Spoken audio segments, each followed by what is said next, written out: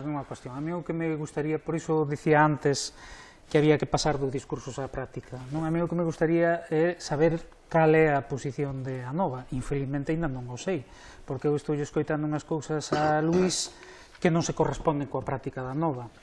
E máis, eu teño escoitado outro discurso de Anova, e non hai tanto. Eu estuve recentemente, hai uns meses, poucos meses, por volta do verán, nun debate sobre esta cuestión da soberanía con Martiño Noriega e con Xoán Bascuas. E claro, o que dicía ali Martiño Noriega era que non era un momento de reclamar a soberanía, que agora había problemas sociais.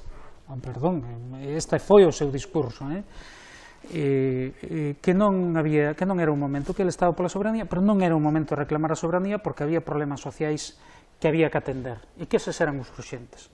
O paro, etc. Ben, eu digo, claro que hai enormes problemas sociais, pero cada vez parece máis claro que a única maneira de resolver eses problemas sociais é precisamente tendo nós, como galegos e galegas, capacidade de decidir sobre o noso futuro e sobre todo sobre o noso presente, sobre os nosos sectores productivos, sobre a nosa economía.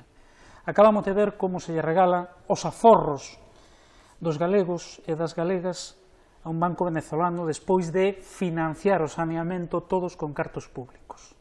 9.000 millóns de euros investidos en Caixa Galicia. Home, se nos tivésemos capacidade de decidir por nós propios, seguramente isto non tería acontecido. Acabamos de ver, por exemplo, ou estamos vendo permanentemente que se impide construir barcos ao noso sector naval, porque é Madrid e é Bruselas quen decide sobre o sector naval galego. Estamos vendo que a pesca ten enormes dificultades porque Madrid e Bruselas os que deciden cando, como, onde se pode pescar e que cantidade se pode pescar. Pero podemos falar do Prestige, o que aconteceu co Prestige, e o que pode volver a acontecer porque seguimos en ter a capacidade de controlar a nosa costa.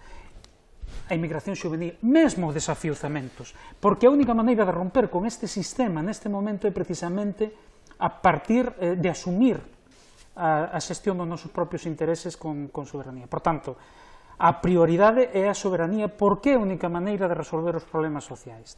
Entón, a mí gustaríame que se aclare se o discurso este de Martiño é o que é o da Nova ou xa non, porque o mellor xa non é, efectivamente, e hoxe igual o podemos ter máis claro, ou se é o que aquí nos está trasladando Luís, pero se é o que nos está trasladando Luís, a verdade é que non se corresponde moito coa práctica da Nova. Eu penso que a premisa tiña que ser que forzas que serían nacionalistas opten por priorizar a converxencia con outras forzas políticas galegas en vez de establecela con forzas políticas estatais. E a partir de aí, nas movilizacións sociais, podemos coincidir con quen queiramos. Hai unha